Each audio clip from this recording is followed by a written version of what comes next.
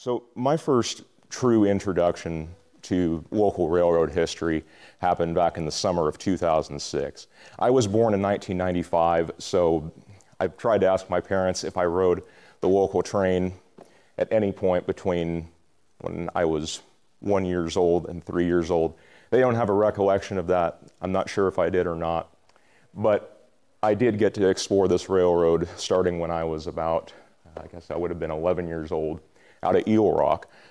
Some of you might be familiar with that area, but it's out more inland towards the Eel River near Myers Flat, if you're familiar with that area, going down 101. But that picture was taken the year following on a return trip. I first got to see one of these decrepit tunnels back then, and I was just hooked instantly. I wanted to know more about it, and I realized that this is stuff in our backyard that many people just don't either have the interest in or the know-how of getting there. And I wanted to see more of it, so when I went to Humboldt State as a history major, I knew I wanted to spend more time getting out into the field and finding this kind of stuff. This is me on a return trip 10 years later, and those trees that you can see growing up behind me there on the left are the same trees growing here, just to give you a sense of how much time has passed between the shots. So in order to have an understanding of why railroads had such an important role in our area, I think it's good to start with an introduction of how we initially got folks to this area, aside from the very old trails that folks used to get up here and blaze themselves. Humboldt Bay was instrumental in terms of getting, but eventually product out of this area. Humboldt Bay's entrance is very dangerous, especially compared to the other bays in California, such as San Francisco Bay. The narrowest point on the entrance to San Francisco Bay is 0.8 miles, and that landmark feature is the Golden Gate Bridge. For those of you who've gone across it, you know how big it is. And getting a ship to pass through that spot, not particularly difficult. Humboldt Bay's entrance, on the other hand, is only, about 500, 600 feet wide, if I remember correctly. So compared to that narrowest point on San Francisco Bay, it's very much so smaller, and it's much more shallow as well. It also has 2 tile changes per day, which makes it very difficult during low tide, if not impossible, to bring ships in. So using very early wooden ships, lumber schooners, and then eventually steamships as well, it was very haphazard bringing in ships. It was foggy, and you could accomplish visibility with lighthouses, but still it was very, very dangerous coming into this area. So the idea of having a land-based route out of here was something that the people of Humboldt County had been wanting for a long time, leading up to the mainline railroad that spanned out of here, starting in 1914. This is a photo taken from the South Jetty at Humboldt Bay's entrance, looking at the North Jetty.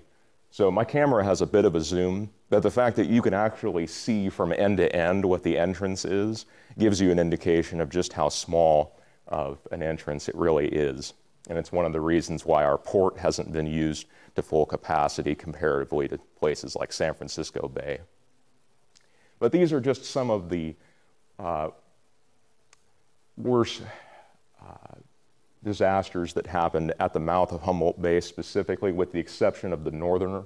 It was a passenger ship that wrecked at Centerville, which is just a little bit west of Ferndale. I'm sure some of you have been to Centerville Beach, but 32 people lost their lives there alone, and these other wrecks as well, some of which you can still see out in Samoa on the peninsula, specifically the Corona. These are all events that cost people their lives just because of how dangerous Humboldt Bay's entrance really is.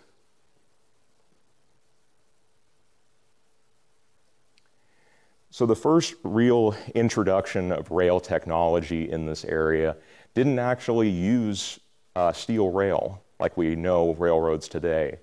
It used wooden rail instead, and Humboldt Bay's, and by extension Arcata Bay's, entrance and the navigable waters are very shallow. So what they had to do in order to get ships to come in and be able to dock safely was to build a huge wharf that went out right into Arcata Bay. This is standing at the foot of the Arcata Marshes walking path that you can go to today. And this is what remains of that wharf that jetted out into the bay. It has this placeholder right here.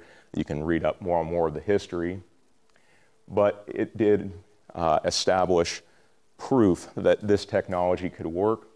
The first form of motive power was actually a horse named Spanking Fury. If you go to the next slide, do any of you recognize this mural in Arcata?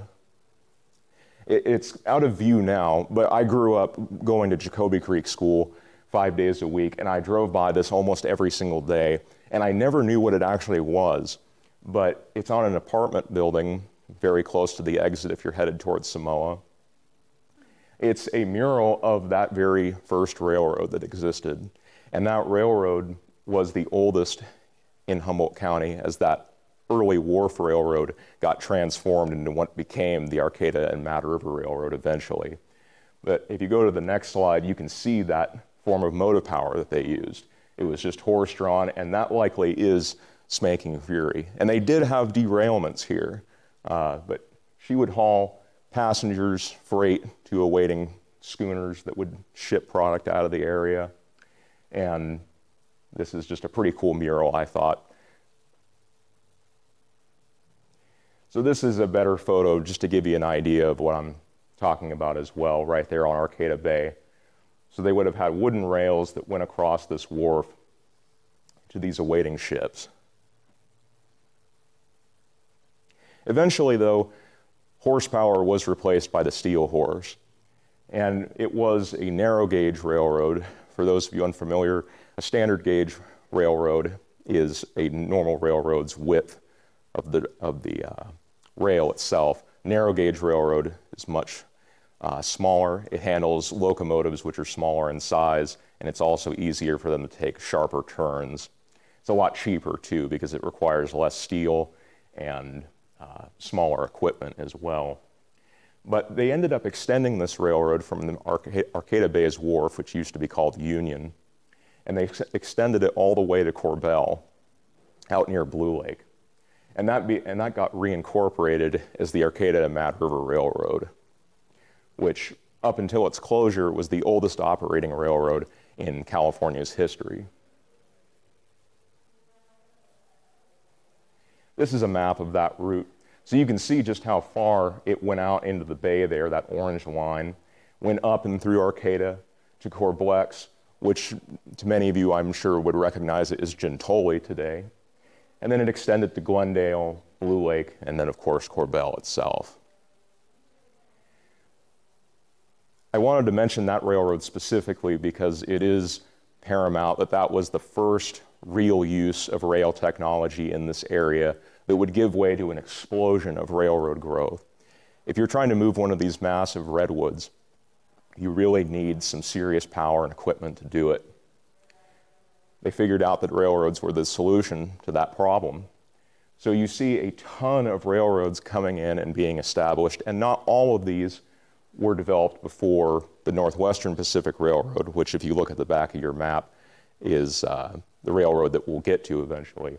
But these are just some of the railroads that exploded in this area alone, and California as a whole was being developed using this technology as well. There's two other predecessor railroads to the Northwestern Pacific Railroad, which I'll refer to as the NWP from here on out.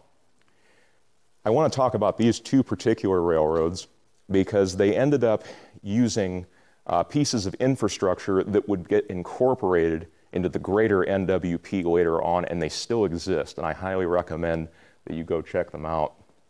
The first of which was built for the Eel River and Eureka Railroad, which was built and stationed out of Eureka and ran all the way south to Alton Junction, where you can get off the highway now near Van Dusen River, and then went to Burnell's. This was a pretty seriously good-sized railroad for this area, especially compared to the first one that we had covered. But in order to get there, they had to carve a tunnel right through Table Bluff, which was a pretty huge undertaking at the time, especially using the equipment that they did, because they were going to be using picks and shovels to dig a 1,900-foot tunnel through Table Bluff. And if you go to the next slide, you'll see a picture of what they did. This is over 100 years later, and it's been reinforced now with steel supports. But one of the questions that I used to get at older presentations was how many people died building this infrastructure around here? And I was never really able to answer that question because no one had written about it. For this particular presentation, over the last month, I've dug into newspapers.com and any local paper I could get my hands on to answer that question. This was the first death that occurred building a tunnel or a piece of rail infrastructure, to my knowledge, in this area that happened as a direct result of building railroads. It was a fellow named Mr. Blackburn who was hired as a contractor to build this tunnel through Table Bluff, just north of Lolita. And while he was in the process of building this with a few other gentlemen, a big old cave-in came down on top of him, and he got buried up to his chest. And he told the two people with him, "I need help, but you need to get this big old stump that came down with that dirt off of me first." And unfortunately, they were not able to get him out before an even bigger slide came in on top of him and ended up suffocating him. But they were able to recover his body, but unfortunately, Mr. Blackburn did not make it. This is a photo of the opposite end of that tunnel. So you can still go here and walk this, and it's still pretty darn clear. Timber Heritage Association used to do speeder rides right up to the foot of this tunnel. We never could do rides through it. But during this time of year especially, you can have a nice hike out here and go see this yourself, theoretically. But it's very overgrown on the north end, so definitely be prepared for that. And during the winter, it fills with water, making it even more difficult to walk. The next railroad that I wanted to cover that used a major piece of infrastructure that later got incorporated was the Pacific Lumber Company's railroad. And what made this railroad unique was its use of a particular area known as the Scotia Bluffs. The Pacific Lumber Company originally wanted to build a route that would cross the Eel River from Scotia to Rio Dell. And instead, it ended up building along this geological anomaly known as the Scotia Bluffs. And I know what you're probably thinking, why would they build along this incredibly unstable piece of geology when they could have just built a bridge into Rio Dell? The answer to that is that a fellow by the name of Lorenzo Painter, who founded Rio Dell, was approached by the Pacific Lumber Company, and they gave him an offer to build through his community. Painter turned around and doubled what they had initially offered him. He said, "Double your price and I'll give you right-of-way through my property." The Pacific Lumber Company said, "Forget that. We're not going to spend that money. We can build here instead." Well, they did. The problem was that this piece of geology moves all the time. I interviewed a fellow who used to work for the railroad, and he said that when a rain gauge around here gets about 10 inches of water in it, that's when spots like this really have a tendency to move. And move they did. This is a photo of a work gang working on one of those slides that would regularly come down and be extremely haphazard, not only for the workers, but for the people who would ride this as passenger service. If you go to the next slide, this is a photo of what the Scotia Bluffs is made out of. It's part of an ancient seabed that used to be in this area, and it's just sandstone with fossils embedded in it. And I could just break this apart with my hands, but this is an actual fossil from there. And if you hike up Nanning Creek, especially right where the modern day trestle is, you'll find stuff like this just sitting around. And it is, if you dig into the Scotia Bluffs even a little bit, you'll find big old fossils, which is very cool in terms of geology, but it's very, very dangerous for building a railroad on, just because of how brittle this stuff is. And trying to reinforce that with 1890s technology, it just wasn't going to happen. So this gives you an idea of what they hope to accomplish by building a bridge, just like modern day 101 does, from Rio Dell right down here, or I'm sorry, Rio Dell up here to Scotia down below. But this is the route that they ended up building instead. And you can see that the Scotia Bluffs absolutely dwarf the communities of Rio Dell and Scotia. But this whole hillside is just very prone to earth movement. And it's a story that is frequent for just about any one of the place names south of here, between Willits and Scotia. Here's another photo, probably taken from about where they would have built a bridge over the Eel River. But instead they built right here. The Pacific Lumber Company didn't like having their route right here. They reapproached Painter a number of years later and they said, we're so sick of these slides coming down and holding up our trains between Scotia and Fields Landing. Why don't we just give in and pay this guy what he wants? So they reapproached him and he said, double it again.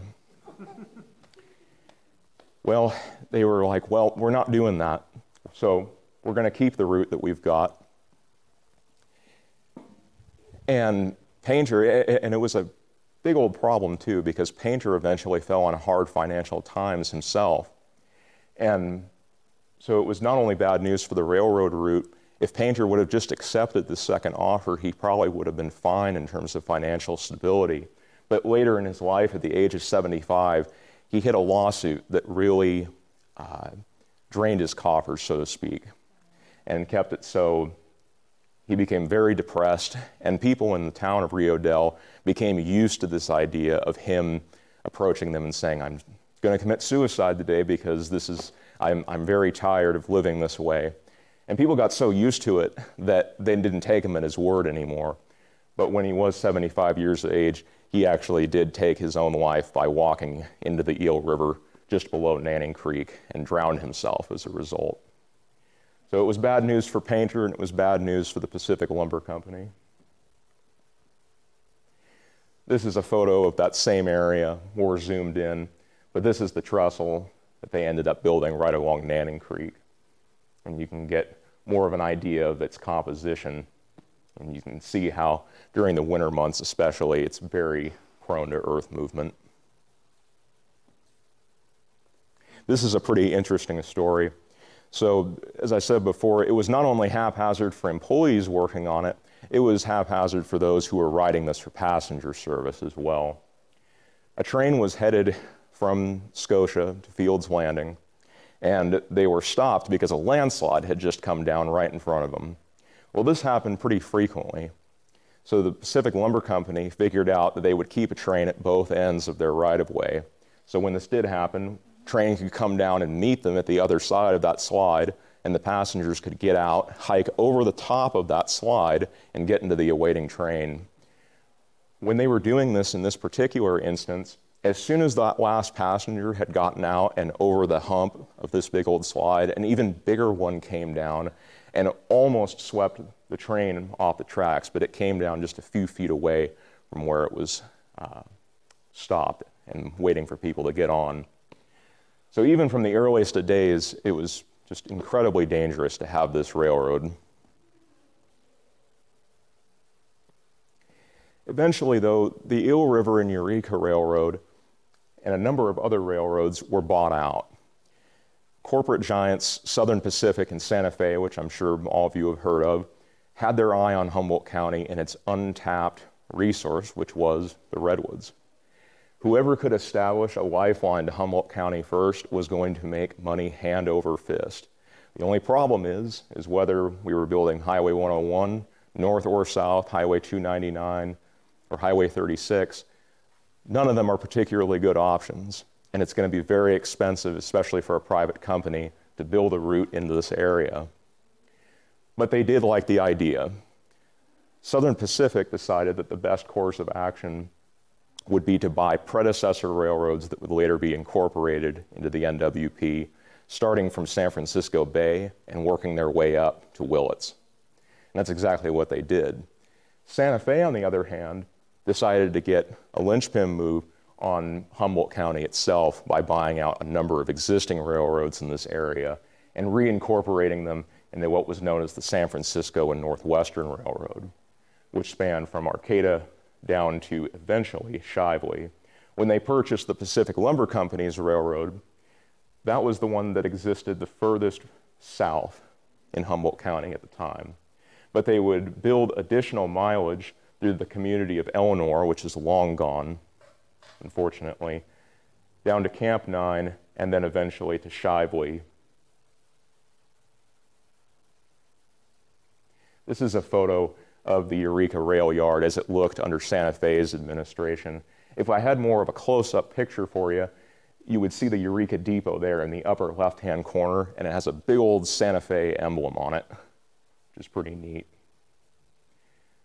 This is what that same area looks like today. It was still used as a rail yard for years and years to come, but a little bit of a before and after for you.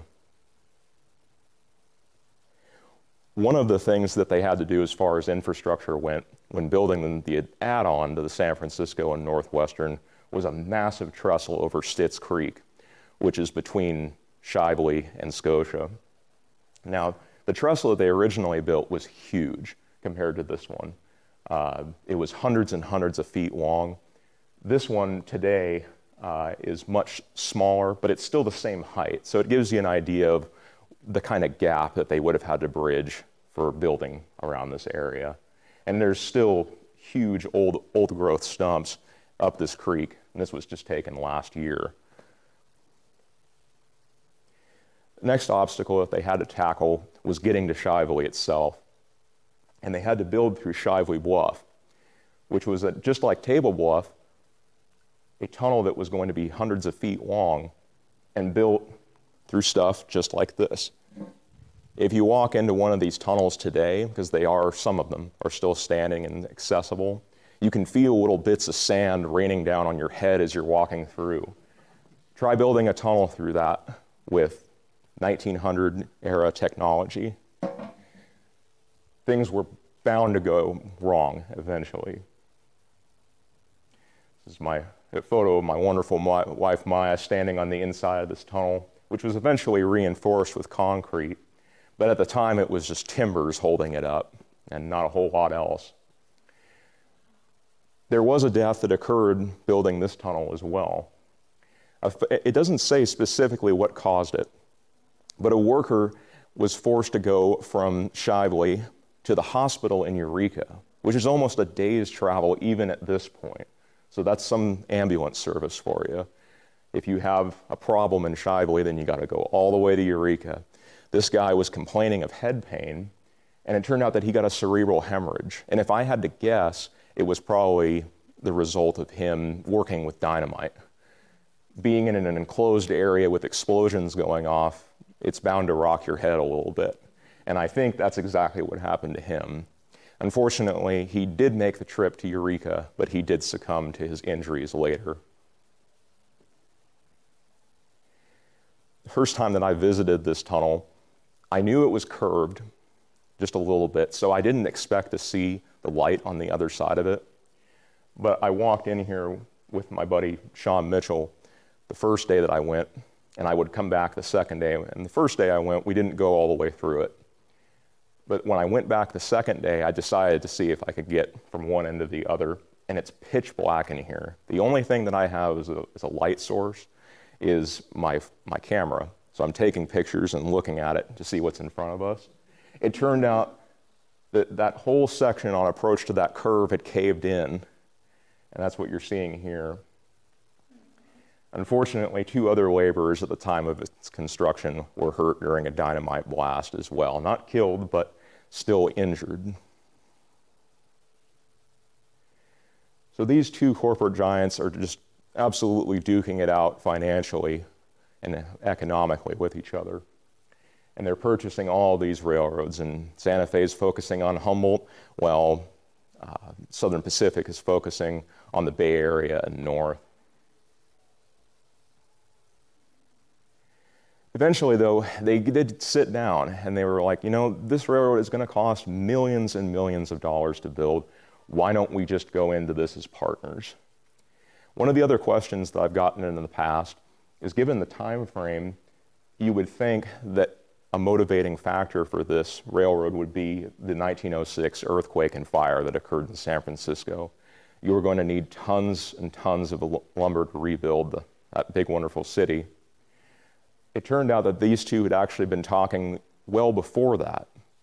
And while the 1906 earthquake and fire assuredly motivated them to enter this partnership for sure, there were newspaper reports that suggest that they had initiated talks even before then and had committed more or less, not on paper, but at least had been talking to the point where this was a solid plan. So San Francisco gets absolutely rocked by this massive quake, and that quake was felt up here as well, and it definitely affected the communities such as Ferndale. The Southern Pacific Railroad headquarters in San Francisco was consumed in the fire. They had worked on survey plans going up the South Fork and the Middle Fork of the Eel River, trying to figure out what would be the best way to span that gap between Willits and Eureka. Unfortunately, those plans were destroyed in that fire, and we have newspaper confirmation which says specifically that not only did the Southern Pacific's employee paychecks go up in smoke, but those plans did as well. That earthquake shook so darn hard that it rocked even the Middle Fork of the Eel River, which is what they would be building on eventually. As mentioned earlier, this is a spot that they had to build on called the Milepost 201 Mud Glacier.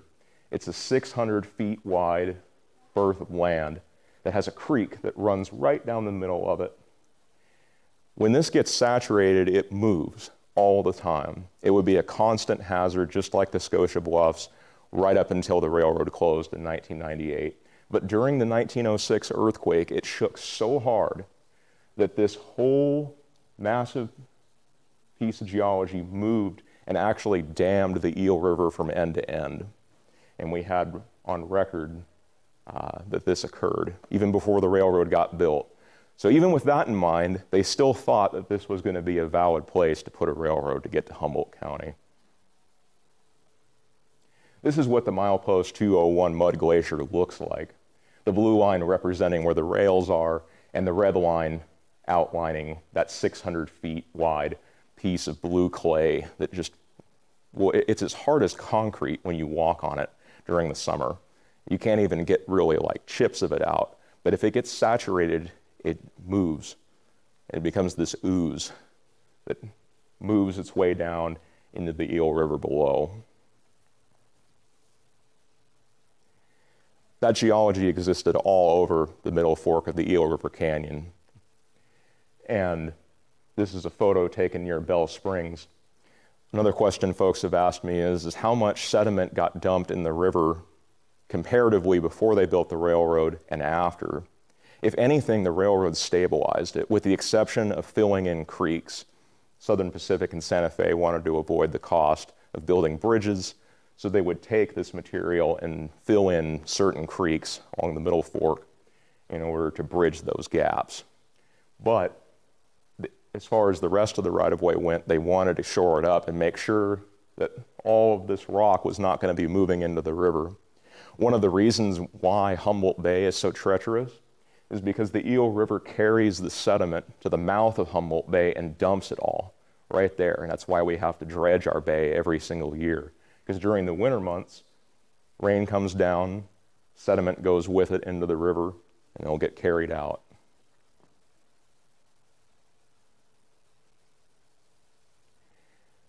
They officially committed in a contract in 1907 to build the Northwestern Pacific Railroad.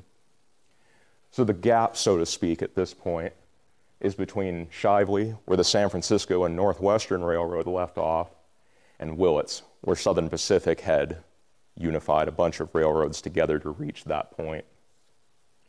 The gap was about 110 miles. And the first major hurdle that they were going to be facing was the creation of Tunnel 38, which is opposite Holmes Flat at a spot called Bryan's Rest, which would eventually become Bryan's Bluff.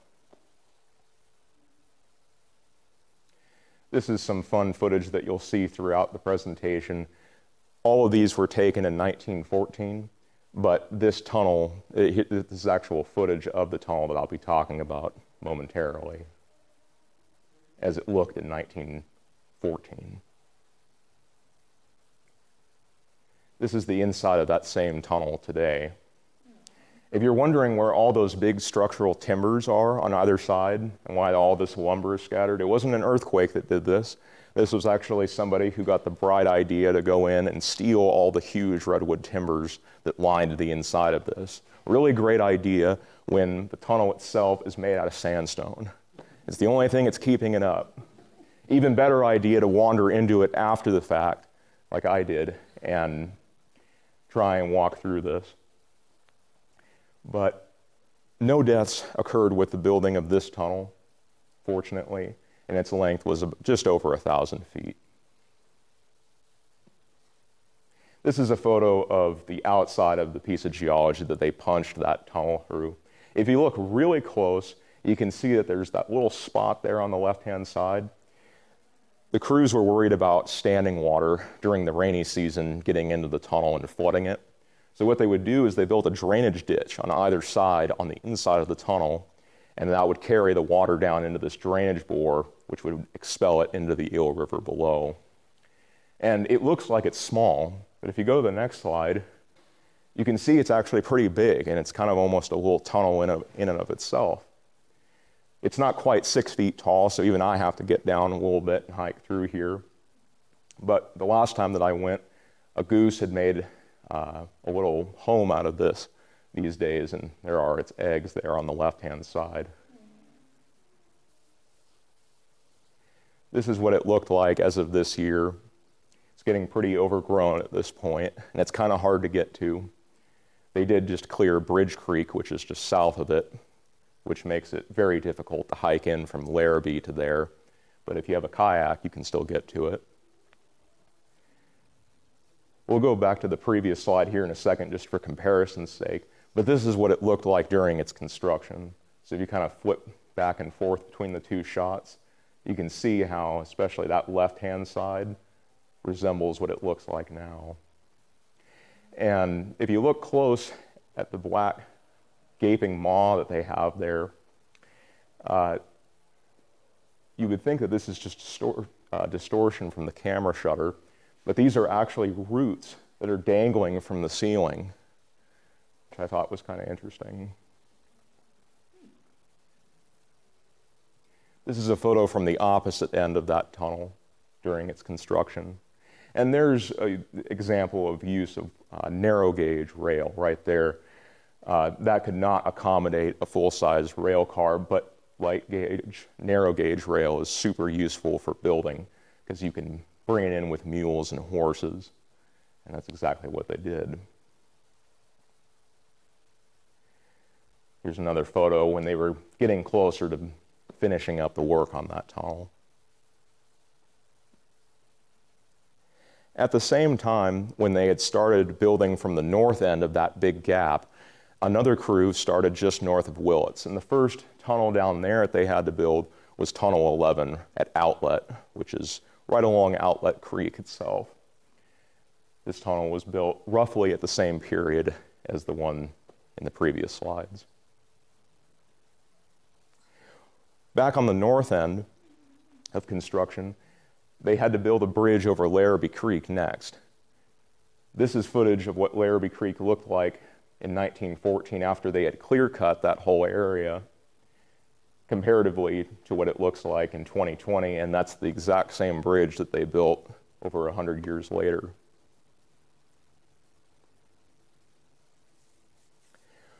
Moving further south from Larrabee Creek, they had to build a bridge across the Eel River itself at South Fork. But just south of South Fork is a location known as Camp Grant. And this is what they would do when preparing to put rail in.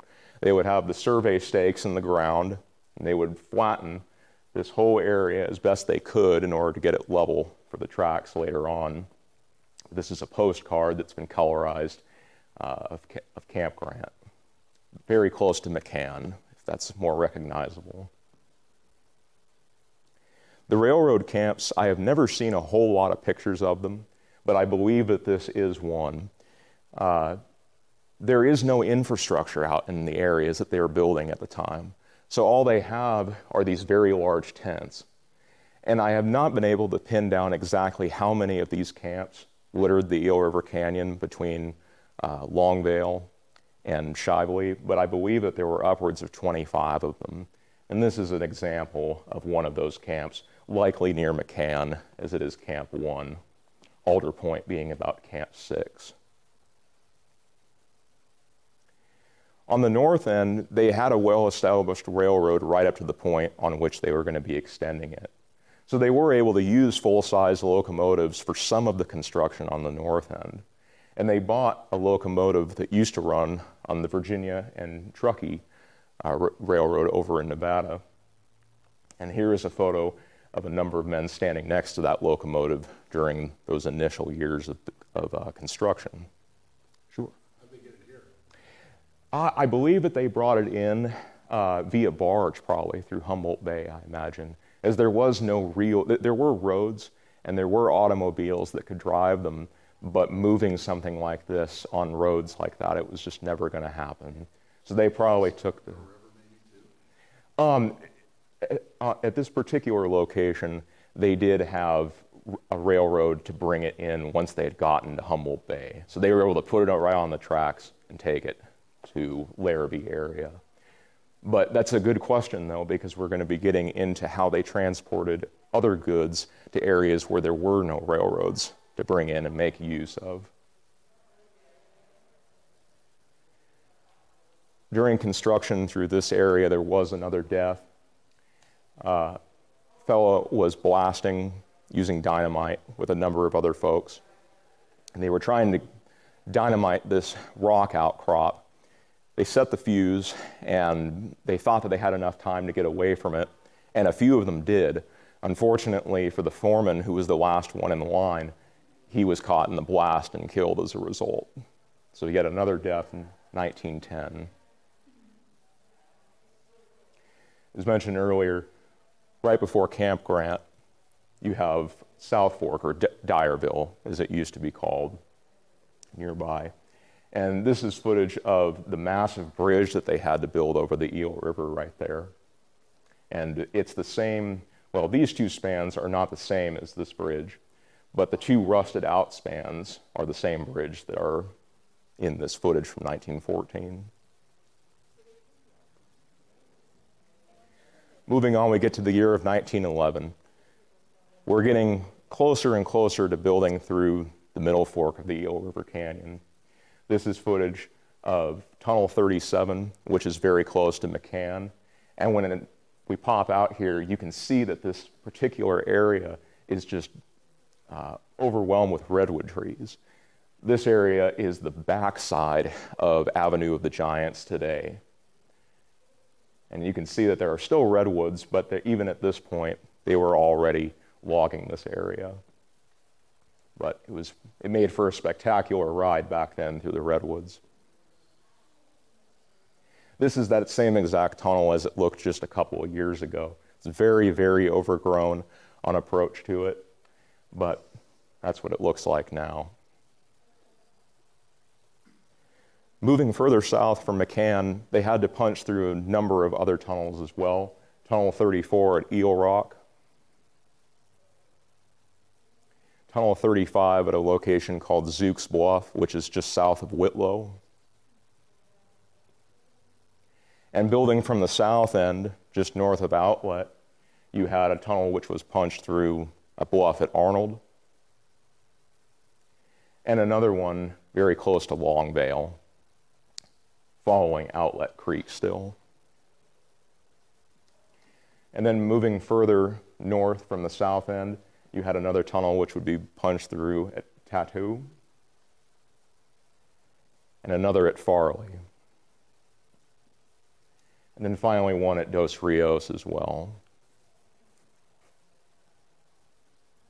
During this time period, in order to build the timber supports for these tunnels, they usually had to set up a lumber camp very close to where the right-of-way was being constructed in order to get supplies from the point at which the tunnel was being built, just to make it that much easier. Unfortunately, there were some deaths that even happened in these lumber camps.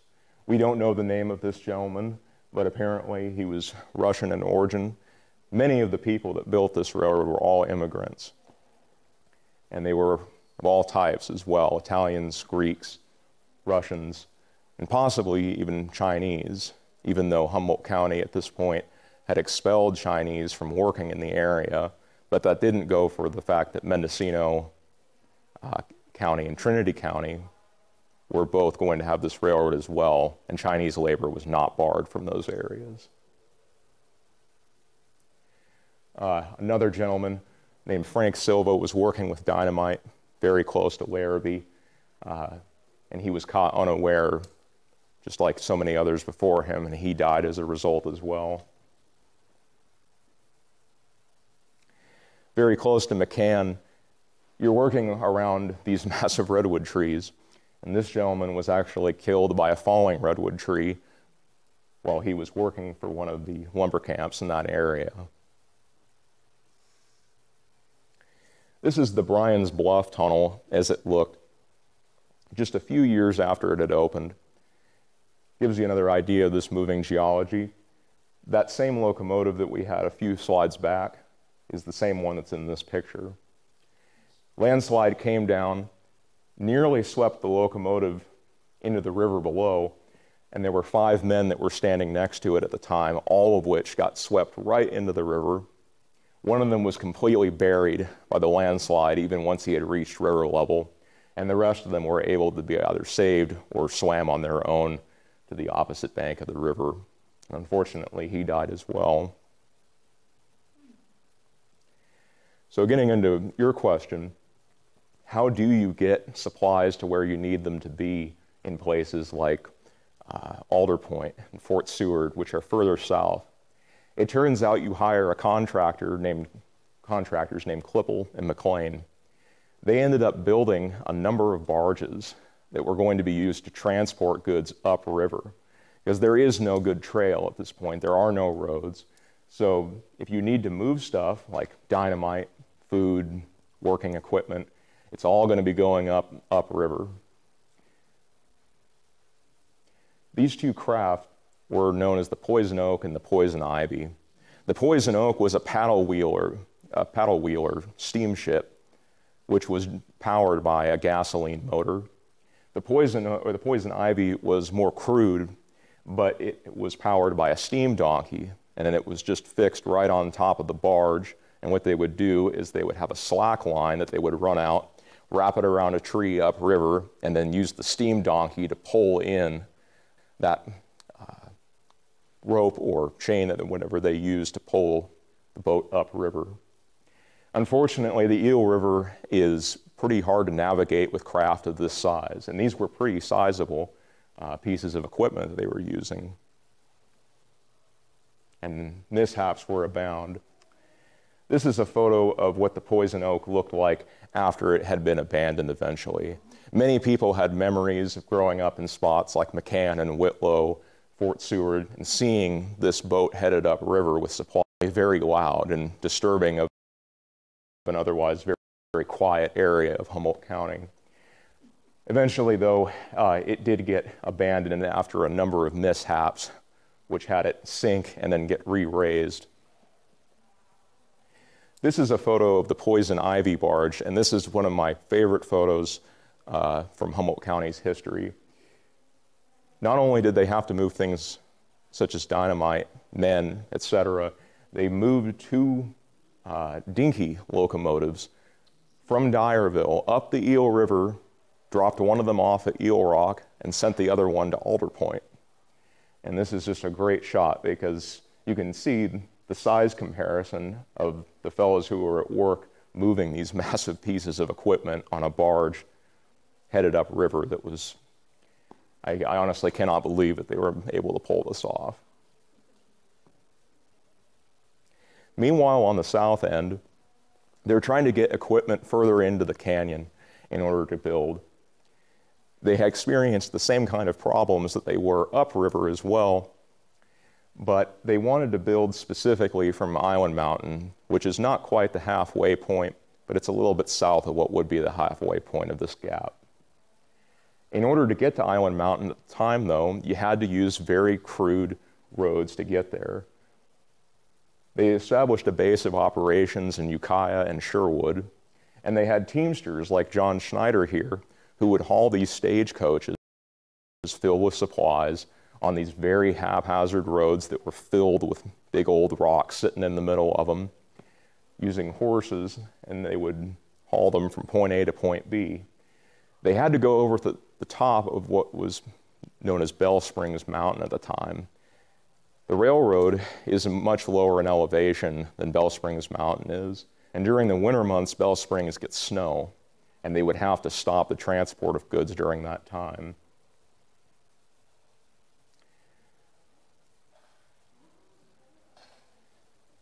As I said before, the winter of 1911 effectively shut down this supply route to Island Mountain.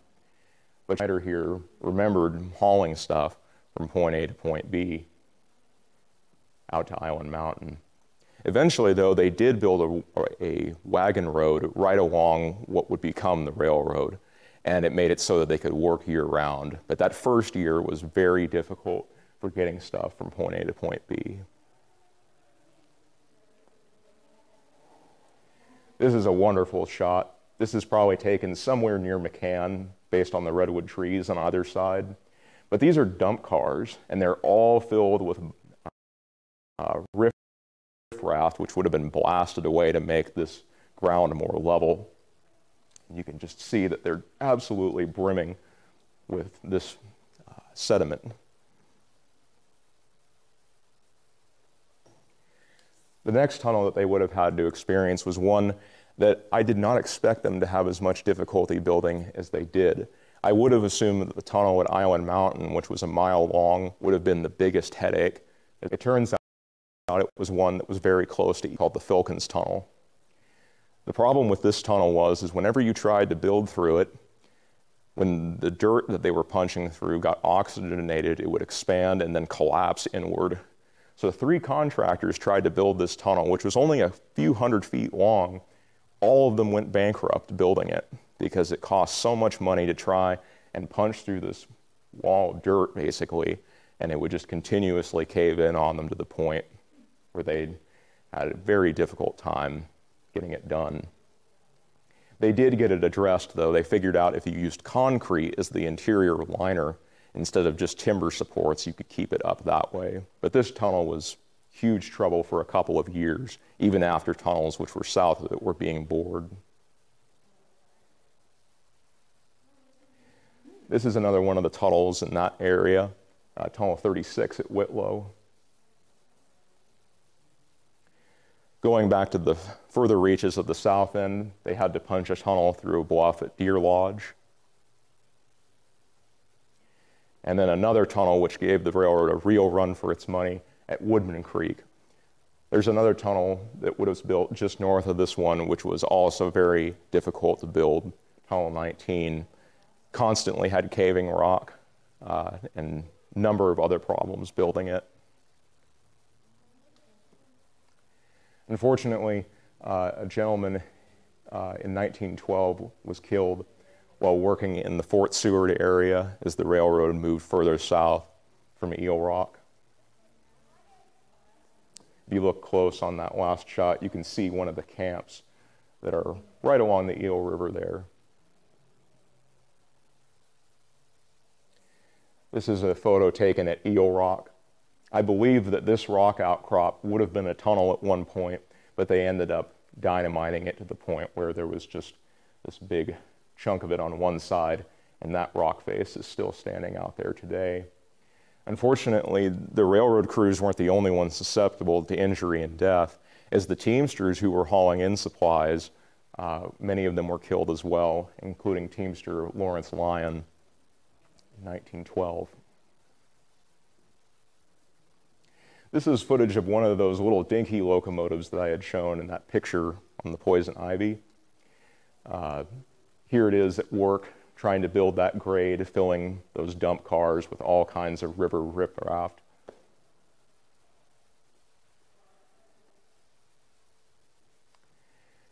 As time went on, and in 1913, I don't know for a fact, but I believe that this tunnel here was one of the ones that was very difficult to build. As you can see, just outside that south portal, if that ground gets saturated, it's going to move. And another gentleman who was tasked with building the railroad was killed here in 1913. Moving further north from the south end again, they reached the very isolated community of Nashmead and punched another tunnel through there. And then another one just north of it. Spy Rock used to be called Redwine, but when they reached this particular spot during the construction phase, Redwine at the time was very close to what's now the Round Valley Indian Reservation.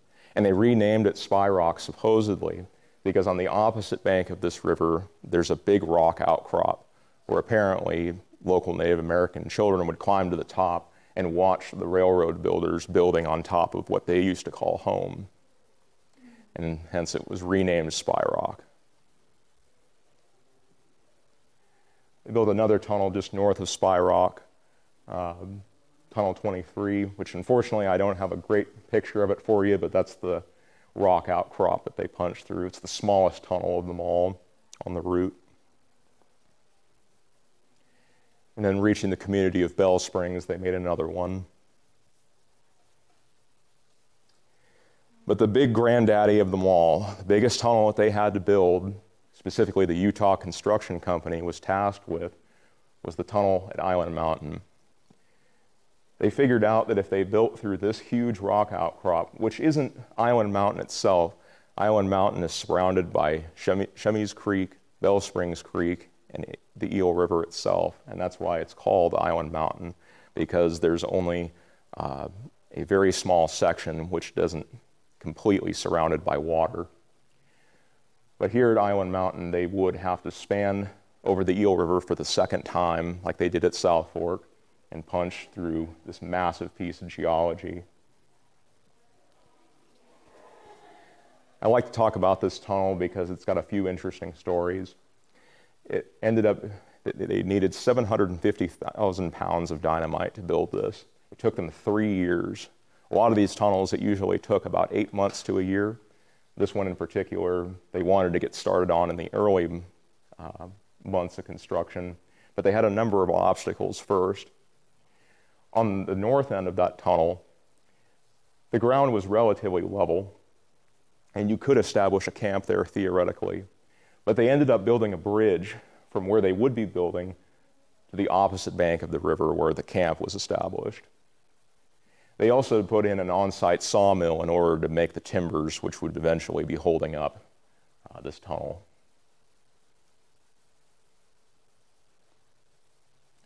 The first time that I heard this story was a number of years ago during my friend Sean Mitchell's presentation on the Northwestern Pacific. It's available on YouTube as well.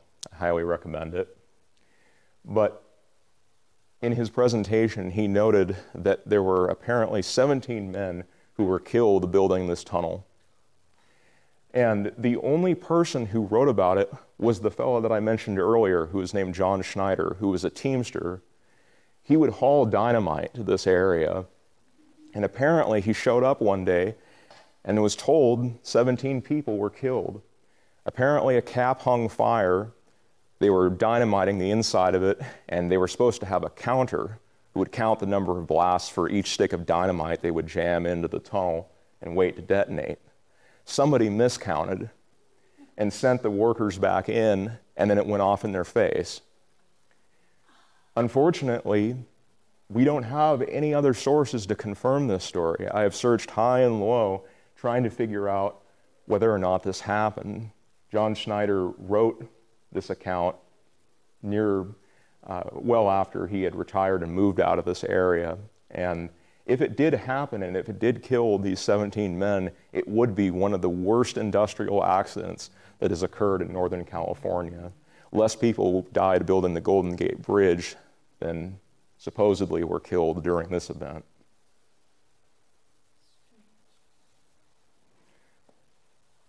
Before the bridge was built, they had to build a second suspension bridge like the one that you saw in shot a few slides ago. it reached this side of the tunnel, the south side. The rock face that they were going to be boring through was such a sheer drop that they had to make a very small rock outcrop for them to stand on in order to do it before they could actually get started on working on the bore itself. So if you go back to the Island Mountain bridge shot, a few more, it almost looks like the bridge enters the Island Mountain tunnel. It just connects right with where the bore is. But if you go back again, you can see that they had an actual little seat that was right on the end of it here. And this little grade that they leveled out on that sheer rock face stretched almost all the way around that huge rock outcrop. And that's what it looks like now. We do know from newspaper accounts that at least one person did die if that event where the 17 men were killed did not happen.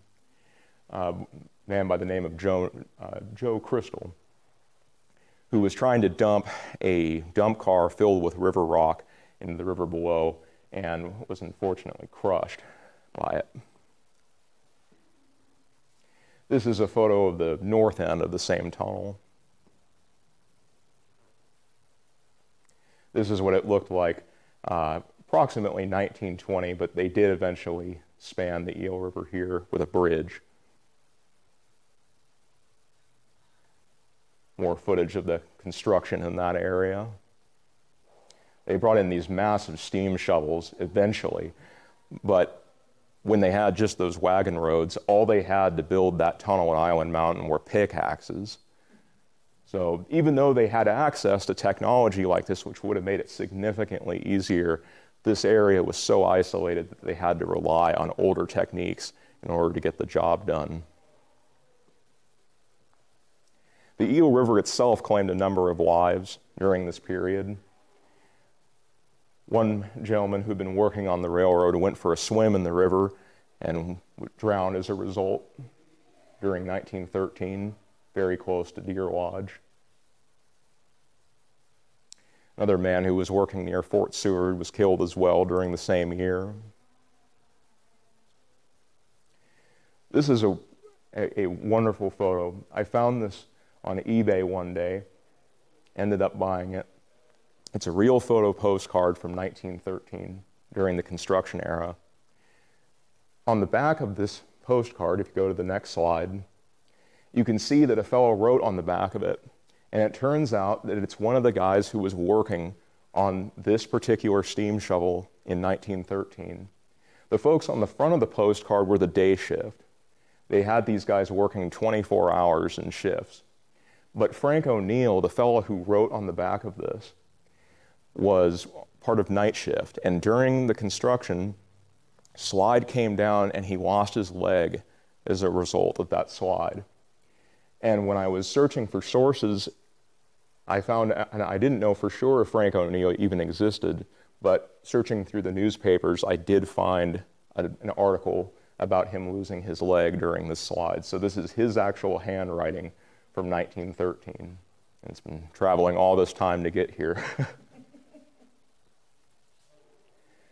This is a photo taken just outside Tunnel 30 at Alder Point, but during one of the blasting sessions, he was launching rock up into the air, and a fellow was in his cabin very close to there, and it came through the roof and it hit him right in the head and killed him as a result. His wife would go on to sue the company who was tasked with building through that section.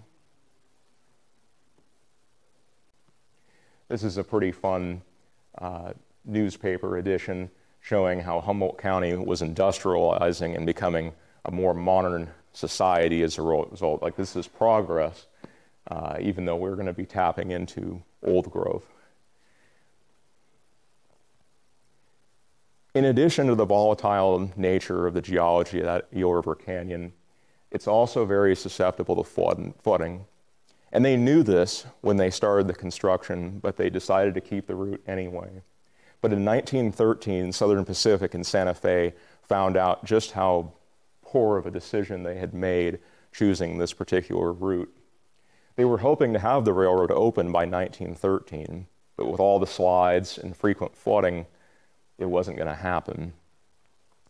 But in December 1912, leading into January 1913, a particularly large flood that broke all previous known records occurred.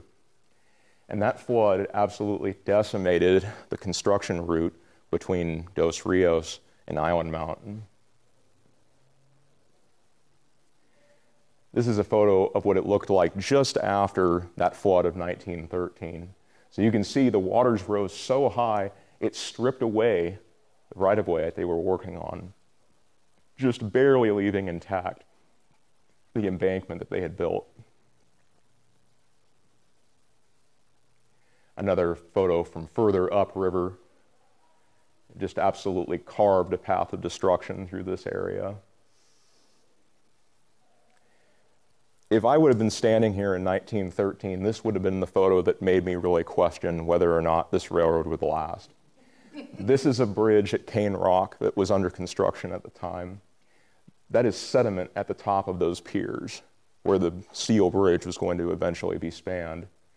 And finding sediment at the top of your bridge piers should be indication that we need to either raise the railroad grade or find a new route, because this is becoming an average occurrence on this river.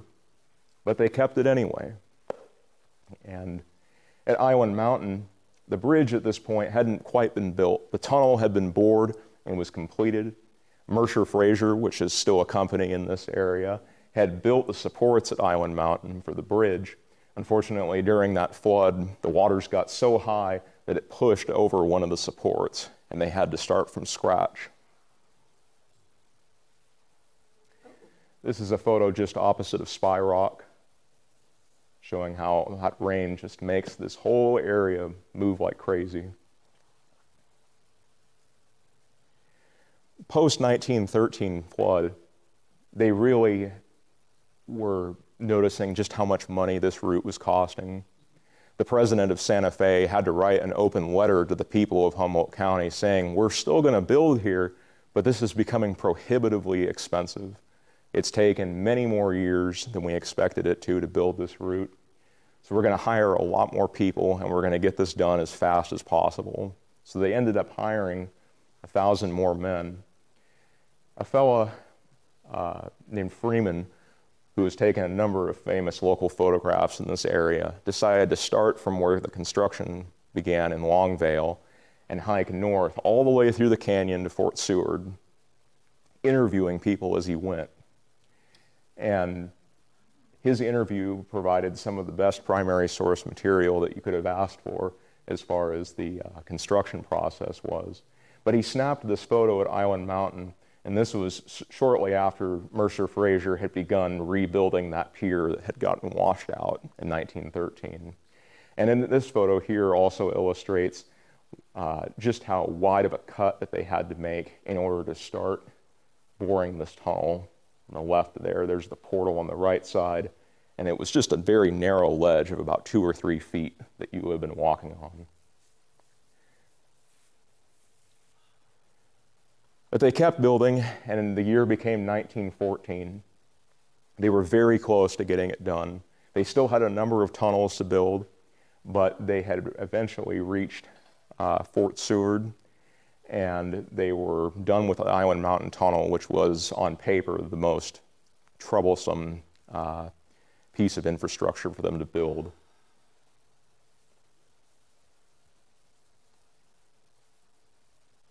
This is that same tunnel as it looked last year at Kekawaka. And this was the second tunnel that they would have had to build that same year through this stretch, also near Kekawaka. Tunnel 30 at Alder Point would have also been built in this year. And Tunnel 31, which is between Alder Point and Fort Seward, very close to Steelhead Creek. Going back to the Scotia Bluffs for a minute, Conductor Peter Clark was killed as a result of a very similar circumstance that occurred here in compared to what happened to those passengers that got off the train from the Pacific Lumber Company's route and hiked over the top of the slide. Exact same thing happened, only this time the conductor was not very lucky. He was caught in a slide when the train had stopped on the Scotia Bluffs, and he was flung into the river and killed as a result. So it wasn't long before somebody was killed because of the choices made of building along this route at this particular location. That same year, huge slide came down just south of Dos Rios at Tatu, and a work train slammed right into it. Didn't kill anybody, but did injure a number of folks.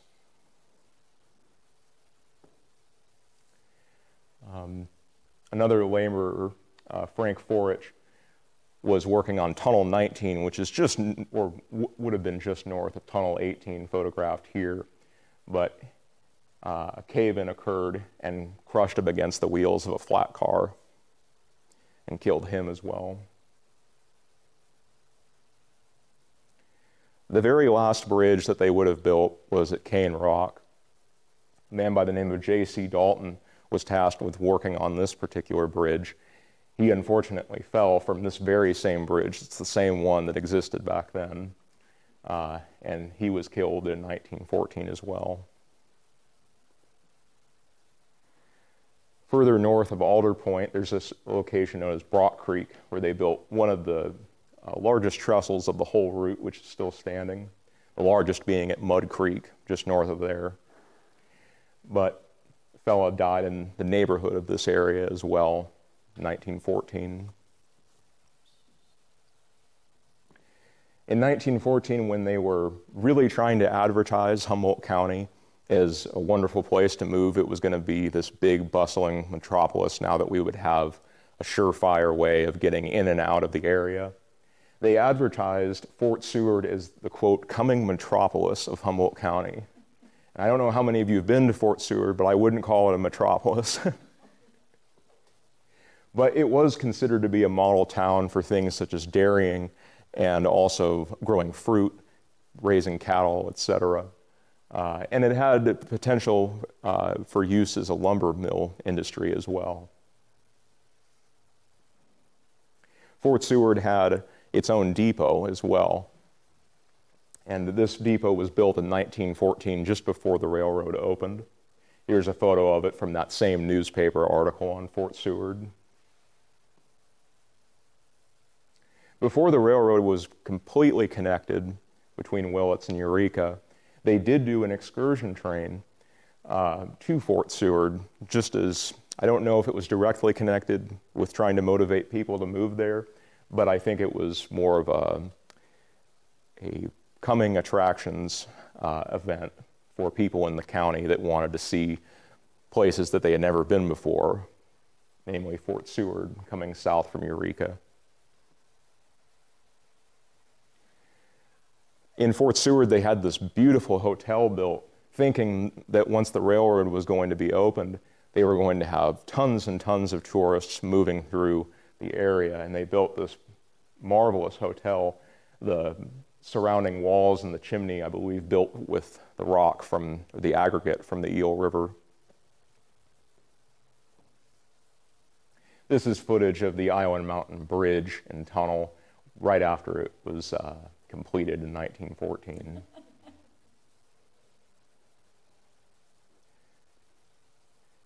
This is footage taken of Cane Rock. You can see the bridge on the left there.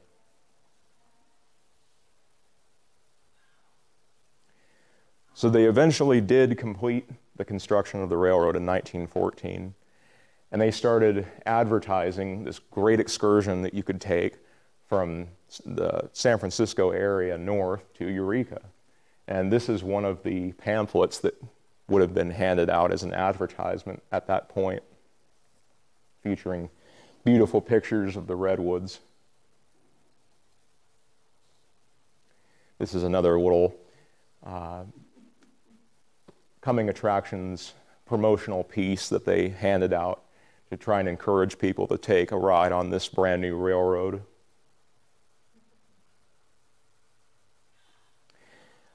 When you reach Sausalito on San Francisco Bay, there was no Golden Gate Bridge at this point. So the folks who rode this very first train in October 1914 would have hopped on what was at the time called the Ukiah, later renamed the Eureka, a big old ferry boat that went from San Francisco to Sausalito and Tiburon. So the riders would have gotten on board, ridden this across the bay, and then found themselves at an awaiting train. This is the depot a couple of decades later in Sausalito, but you can see the ferries there on the left. So you would have gotten dropped off right there and then hopped the train to ride to Eureka.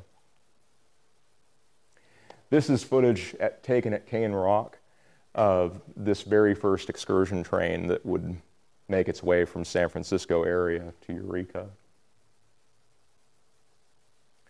This is kind of a fun picture. This is an interior shot of one of the rail cars in 1914. And they had these promotional pieces that were hanging from the inside of the rail car.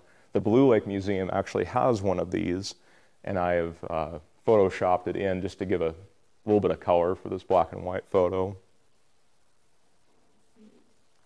At Cane Rock, they drove a solid gold railroad spike into the ground to commemorate the railroad opening.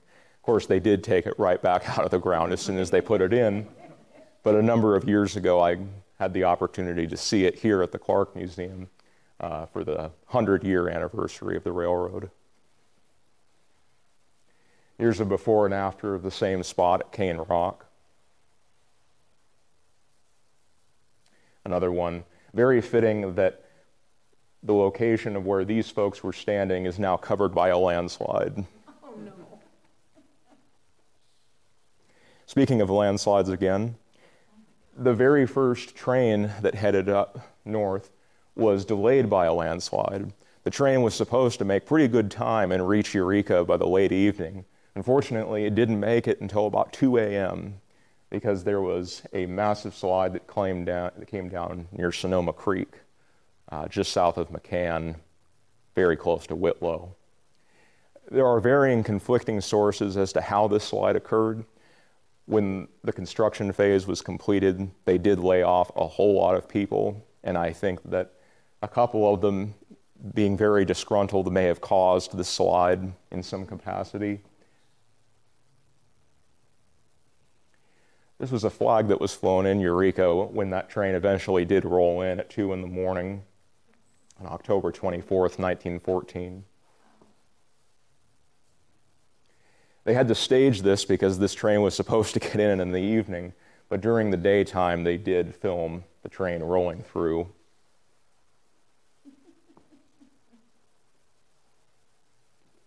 So the hard numbers, why this all matters. Before this, as far as I know, we didn't have any idea just how many people died building this route. And now we have an idea that at least 19 people lost their lives building it, if not more. If that event did happen at Island Mountain that killed 17 people, we would have dozens of deaths associated with the construction of this railroad. And in total, $14 million, or just under $14 million, was spent building the route. But in the grander scheme of things, they made so much money over the coming years off of the redwood industry that it paid the dividend in just a matter of years. But are there any questions at this time? You can just scroll through the bibliography at the same time, I suppose. I want just a couple of quick comments. I did get to ride the railroad. My mom decided to go visit her brother in San Francisco and took us on the train. About 1953, I think it would have been. And as I was going around the Scotia Bluffs, I looked down and I saw that locomotive where the 3 men had been killed. Yes. And I forget exactly what the date was, but there's an honor to them at the Fortuna Museum.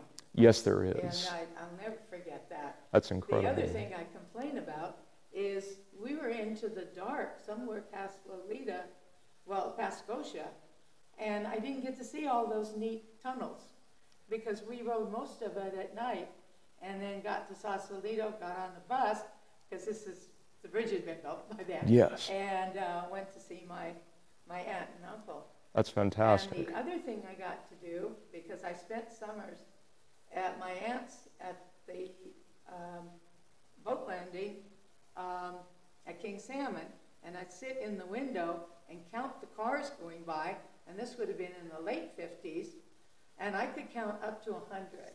And a lot of it was the redwoods, mostly, because lots of freight, lots of freight. Yes, indeed. You're right, lots of money. Lots of money coming Lots of in. money. They did have other shipments, like you said, the Lolita Creamery, they had a refrigerated car.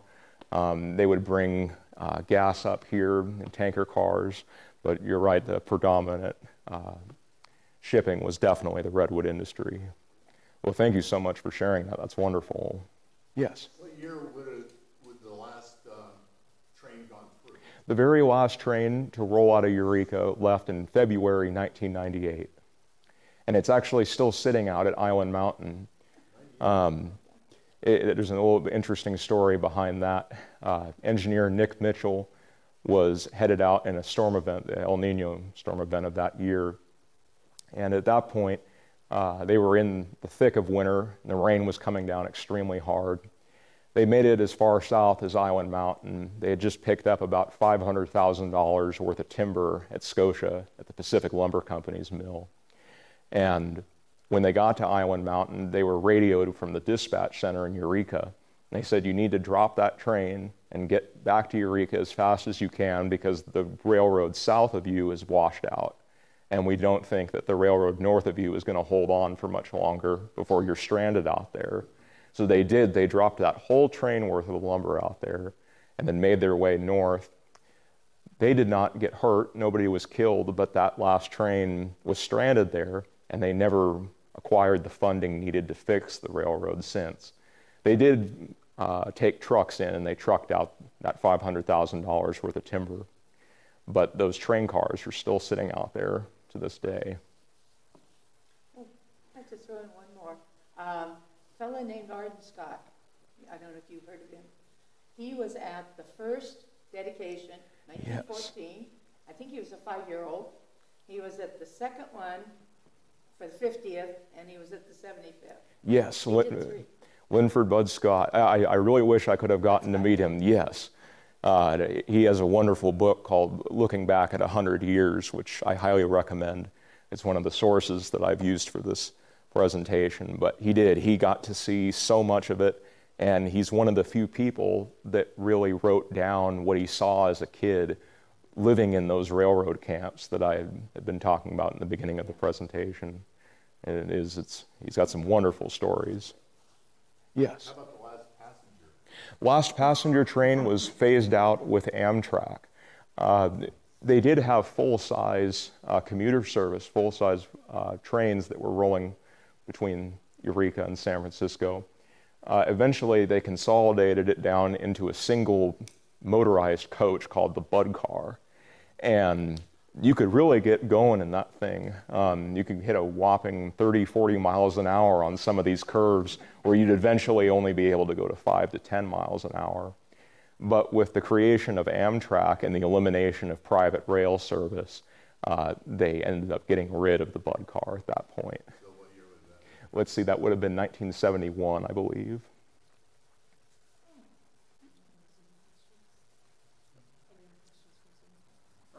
That golden rail spike that they took back out, you said it was here at one point. Where is it at now? I believe Katie might be able to answer that better than me, but I do know that it's stored in a bank vault somewhere in California, I think.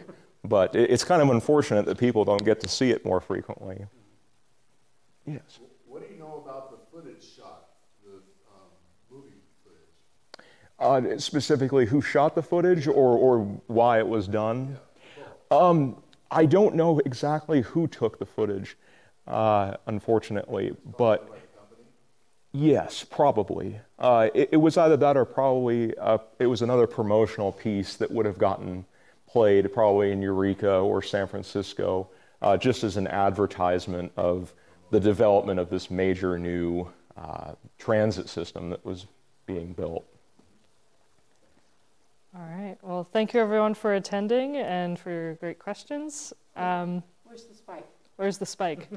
I believe it's in the museum's safety deposit box, but I've asked that same question and people give me different answers. So I know we have a replica one on site though. It's gold.